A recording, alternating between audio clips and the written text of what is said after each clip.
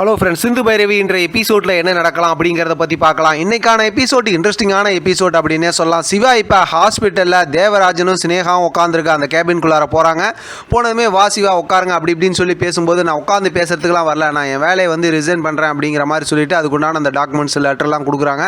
இப்போ தேவராஜன் வந்து அப்படியே அதிர்ந்து போகிறாரு, இந்தாண்ட சினேகாவும் அதிர்ந்து போகிறாங்க. இப்போ சொல்லிவிட்டு நான் உங்களையும் பார்க்கக்கூடாது, நீங்களும் என்னை பார்க்கக்கூடாது அப்படிங்கிற மாதிரி சொல்லிவிட்டு அங்கேருந்து சிவா கிளம்பிடுறாரு.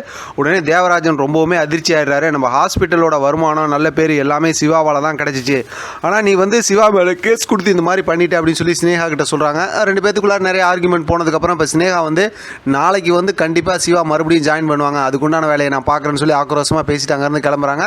தேவராஜன் அப்படியே குழப்பத்தில் இருக்காங்க. நமக்கு 2-3 நாளாக வந்து நம்ம பப்ளி பாயும் ஆறுமுகத்தையும் காட்டல, இன்றைக்கான எபிசோடில் செம காமெடியாக காட்டியிருக்காங்க. முக்கியமாக சொல்லணும்னா 2 ப்ரோமோ கொடுத்துருந்தாங்க. அந்த 2 ப்ரோமோவோட சீனுமே இன்றைக்கான எபிசோடில் மேக்ஸிமம் வந்துருச்சு அப்படின்னு தான் சொல்லலாம்.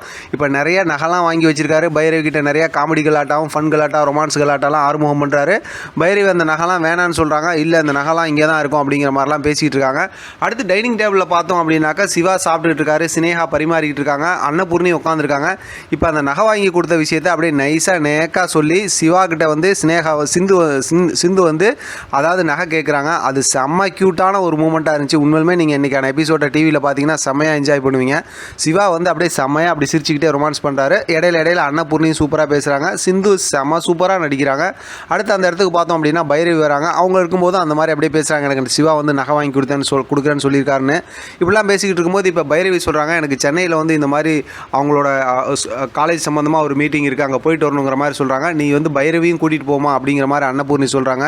அப்போ வந்து பைரவி இருந்துக்கிட்டு நீ ஆறுமுகத்தையும் கூட்டிகிட்டு போமான்னு சொல்கிறாங்க. அதுக்கு பைரவி இருந்துட்டு நம்ம தனியாக போகலான்னு பார்த்தா இது இப்படி சொல்கிறாங்களே அப்படிங்கிற மாதிரி யோசிச்சுக்கிட்டே போயிடுறாங்க. அடுத்த ரூமுக்கு போய் பார்த்தோம் அப்படின்னாக்கா அந்த நகைலாம் வேணான்னு சொன்னாங்கல்ல, அதெல்லாம் ஒரு பொம்மைக்கு போட்டு விட்டு ரொம்ப அழகாக வந்து செம்மையாக அதை ரொமான்ஸ் பண்ணி கொஞ்சிக்கிட்டு இருக்காரு. இதெல்லாம் பார்க்குற பைரவி வந்து ஆறுமுகத்தை வந்து கிண்டல் பண்ணி திட்டிக்கிட்டு இருக்காங்க. இருந்தாலும் ஆறுமுகம் எப்பயும் போல் பப்ளி பாய் மாதிரி அவர் செய்ய வேண்டிய வேலையை சூப்பராக செய்கிறாரு.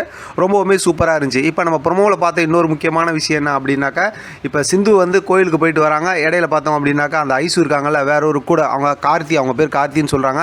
அவங்க கூட பேசிக்கிட்டு இருக்கும்போது அவங்களுக்கு கிஸ் பண்ணுறாங்க. இந்த மாதிரி விஷயத்தெல்லாம் வந்து சிந்து பார்த்துடுறாங்க.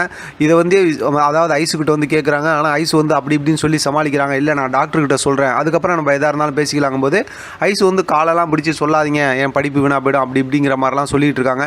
இப்போ இவங்க அதெல்லாம் முடியாது அப்படி இப்படின்னு இவங்க 2 பேரும் பேசிக்கிட்டு இருக்கிறத எசைக்கு பார்த்துட்டு நேராக போய் மகா கிட்ட சொல்லிடுறாங்க. மகா வந்து ஆக்ரோஷமாக இங்கே வராங்க. அதுக்குள்ளார பார்த்தோம் அப்படின்னாக்கா ஐசுவை பிடிச்சி தள்ளி விட்டு கிளம்புறாங்களா.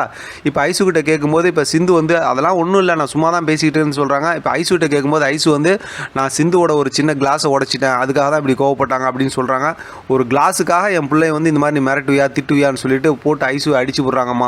சினேகாவை சிந்துவை அடிச்சு போடுறாங்க மகா. உடனே பார்த்தோம் அப்படின்னா பொய் சொல்லிட்டாங்களே அப்படிங்கிற மாதிரி யோசிக்கிறாங்க. அதோட இன்றைக்கான எபிசோட் முடிச்சிருக்காங்க. கண்டிப்பாக இதை வேறு மாதிரி மாற்றி எப்படி இருந்தாலும் இதை வச்சு சிந்துவை பழி வாங்குவாங்க. ஏன்னா அப்படிலாம் தானே ஸ்டோரியை மூவ் பண்ணி கொண்டு போயானோ. பார்க்கலாம் அடுத்து என்ன நடக்குதுன்னு. இதை பற்றின உங்களோட கருத்து கமெண்ட் பாக்ஸ் தெரியப்படுத்துங்க. தொடர்ந்து ஆதரவு கொடுங்க. தேங்க்யூ ஃபார் வாட்சிங்.